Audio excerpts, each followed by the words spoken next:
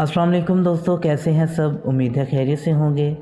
तो दोस्तों, आज हम बात करेंगे एक मशहूर ज़माना सॉफ़्ट ड्रिंक के बारे में कि जिसके नाम की वजह कुछ पुरअसरार कहानियाँ बताई जाती हैं।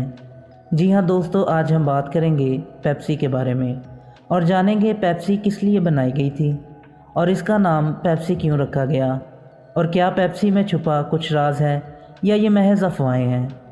जानने के लिए वीडियो को एंड तक देखें और मेरे YouTube चैनल को जिन्होंने सब्सक्राइब नहीं किया वो ज़रूर करें ताकि इसी तरह हिस्ट्री से मुतालिक आपके नॉलेज में इजाफ़ा होता रहे।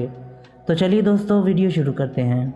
सॉफ्ट ड्रिंक की दुनिया में पेप्सी जैसा मशहूर नाम शायद ही कोई और होगा, लेकिन इत्तेफाक की बात यह है कि इस नाम के मुतालिक हैरान कुन हद से ज़्यादा गलत फहमियाँ और शकूक व शुबात पाए जाते हैं।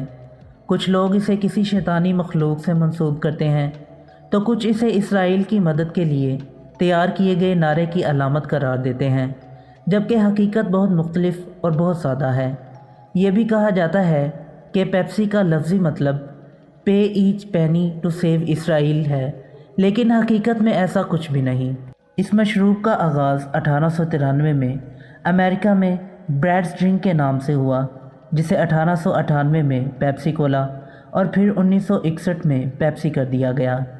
इस मशहूर आलम मशरूब के मौजिद कालिब ब्रैडम एक ऐसा मशरूब मुतारफ़ कराना चाहते थे जो तवानाई फराहम करे और हाजमे के लिए टॉनिक का काम करे। उन्होंने इन्हीं खूबियों को बयान करने के लिए 1898 में अपने मशरूब का नाम इंसानी निज़ाम में पाए जाने वाले एक एंजाइम पेप्सिन के नाम पर पेप्सी कोला रख दिया। और इस नाम में कोला दरअसल कोला दरख्त के बीजों की नुमाइंदगी करता है, जो कि ब्रैडम के मशरूब की तरकीब का लाजमी हिस्सा थे। हकीकत तो यही है कि पेप्सी के नाम के पीछे कोई खुफिया कहानी नहीं है, लेकिन दिलचस्प बात यह है कि हर शख्स आपको इसके मुतालिक एक से बढ़कर एक पुरअसरार कहानी सुनाता नज़र आएगा। तो दोस्तों, ये थी आज की वीडियो पसंद आई हो तो लाइक ज़रूर करें और मेरे YouTube चैनल को सब्सक्राइब करें। फिर मिलते हैं एक नई वीडियो के साथ, तब तक के लिए इजाज़त दें। अल्लाह हाफिज़।